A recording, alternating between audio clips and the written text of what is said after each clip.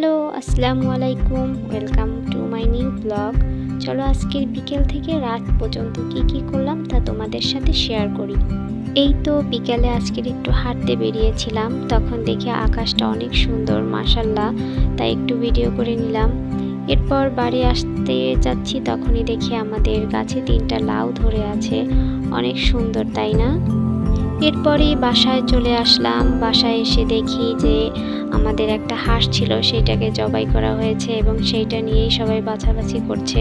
তো আমিও একটু হাতে হাত লাগাচ্ছিলাম যাতে তাড়াতাড়ি হয়। আসলে হাঁস খাওয়া যতটা মজা ততটা এটা তৈরি করতে কষ্ট হয়। তো হাঁসটা সুন্দর করে আমরা পরিষ্কার করে নিচ্ছি। এখন এটাকে কাটার পালা। এটাকে যত ভালোভাবে পরিষ্কার করা হবে তত খেতেও ভালো লাগে, এটা আমার মনে হয়।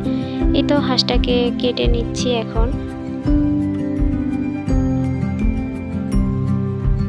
এই তো এটা কাটা শেষ প্রায়। চলো এখন এটা ধুয়ে একসাথে তোমাদের রান্না করাটা শেয়ার করি। আসলে আমরা মাটির চুলায় কিভাবে রান্না করি এটাই তোমাদের আজকে শেয়ার করব। এই তো চুলায় আমরা পাতিল দিয়ে দিয়েছি। এখন এতে পেঁয়াজ কুচি এবং কাঁচামরিচ দিয়ে দিলাম। কিছুটা কালার আসা আগ পর্যন্ত আমি রাখবো। এরপর এর ভিতর দিয়ে দিলাম তেজপাতা আর আদা রসুন বাটাও দিয়ে দিয়েছি। এটা একটু কিছুক্ষণ টালার পর এতে লবণ, মরিচের গুঁড়া, হলুদের গুঁড়া দিয়ে সুন্দরভাবে একটু নাড়াচাড়া করে নিলাম। ও সাথে তোমরা আবার এলাচ তারপর ঝাল এটা দিতে ভুলো না। হালকা একটু পানি দিয়ে কিছুক্ষণ এটাকে কষিয়ে নেওয়ার পর আমি গোশগুলো দিয়ে দিচ্ছি।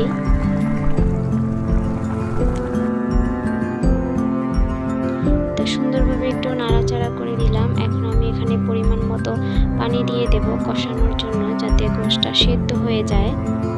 তো ঢেকে দিলাম। এখন কিছুক্ষণ পর এই যে অবস্থা, দেখো গোশটা প্রায় সেদ্ধ হয়ে এসেছে। এই যে দেখো কত সুন্দর হয়েছে। তোমরা কি ঘ্রাণ পাচ্ছ বলো তো?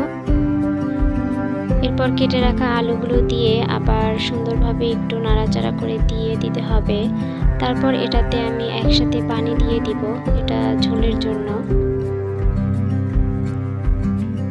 এই তো আমার রান্না শেষ হয়ে গেছে। চলো এখন রুটি পিঠার কাছে যাই। আসলে হাঁস দিয়ে রুটি পিঠা দিয়ে খেতে অনেক মজা। আগেই আমি চালের গুঁড়িটা এখানে সেদ্ধ করে নিয়েছি। এখন এটাকে মাখিয়ে নেওয়ার পালা। এখানে আটাটা যত সুন্দর করে মাখা হবে রুটিটাও তত সুন্দর হবে। এই তো আমার মাখা শেষ। এখন চলো বেলার কাছে চলে যাই। এই তো আমি রুটি বেলার জন্য আগে ছোট ছোট করে রুটি কেটে নিচ্ছি। এটা কেটে নিলে বেলতে সুবিধা হয়।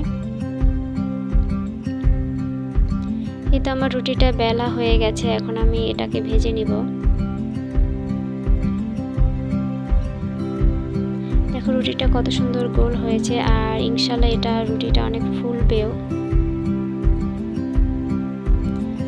এরপর আমি চলে যাব সোজাসুজি খাবারের কাছে, কারণ রুটি আর হাঁস পিঠা এটা গরম গরম না খেলে ভালোই লাগে না। খাবারটা কিন্তু অনেক মজা হয়েছিল। আর আরেকটা কথা, আমার ভিডিওটা যদি ভালো লেগে থাকে তাহলে অবশ্যই আমার চ্যানেলটা সাবস্ক্রাইব করবে। অন্য কোনো ভিডিওতে তোমাদের সাথে আবার কথা হবে। আজকের এই পর্যন্তই থাক। আল্লাহ হাফেজ, সবাই ভালো থাকবে।